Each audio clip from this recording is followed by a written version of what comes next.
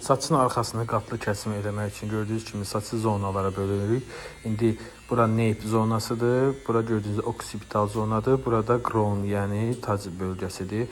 Biz əvvəlcə götürürük nape zonasından ölçü qoyuruq.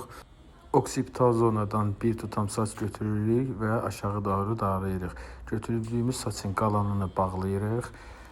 Deməli, aşağı darayırıq və daraqla götürürük. Nape bölgəsinin ən axırıncı nöqtəsinə uyğun olaraq kəsirik. Bir daha darağı salırıq. Darağın izlərindən barmağımızı qoyuruq, aşağı doğru darayırıq.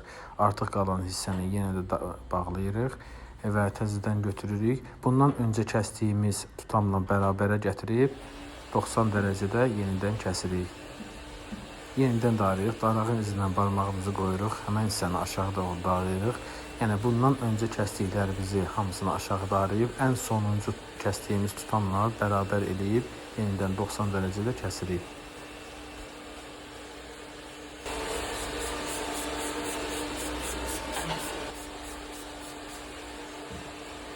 Sağ tərəfə keçirik. Yenə sağ tərəfdə də darağın izlərindən barmağımızı qoyuruq. Aşağı doğru darayırıq.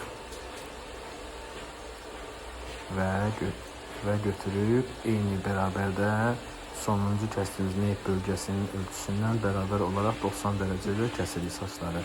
Bu səfər sağ tərəfdən sol tərəflərin bərabərliyinə diqqət edirik və yenidən barmağımızı salırıq. Gördüyünüz kimi aşağıdan darayırıq.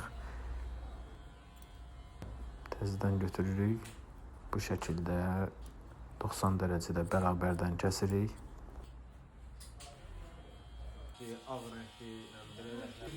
Crown bölgəsini dəqiq kəsim etmək üçün təzədən iki hissəyə bölürük. Yenə də bir tutam saç götürürük. Darağın izlərindən götürürük. Oksipital bölgənin ən son kəsimi ilə bərabər yerdən 90 dərəcədə kəsirik. Sol tərəfdə deməli yenə də ayırırıq. Bir tutam saç götürürük. Həmən tutamı oksipital bölgənin ən son kəsdiyimiz hissəsindən bax beləcə bərabərləşdirib 90 dərəcədə kəsirik. Baxın, gördüyünüz kimi eyni qılavuz görsənir. Gördüyünüz kimi horizontal və vertikal şəkildə yenidən saçları yoxlayırıq. Əgər bu şəkildə saçlar kvadrat kəsilibsə, yəni deməli arxa düzgün qatlı kəsim olunmuşdur.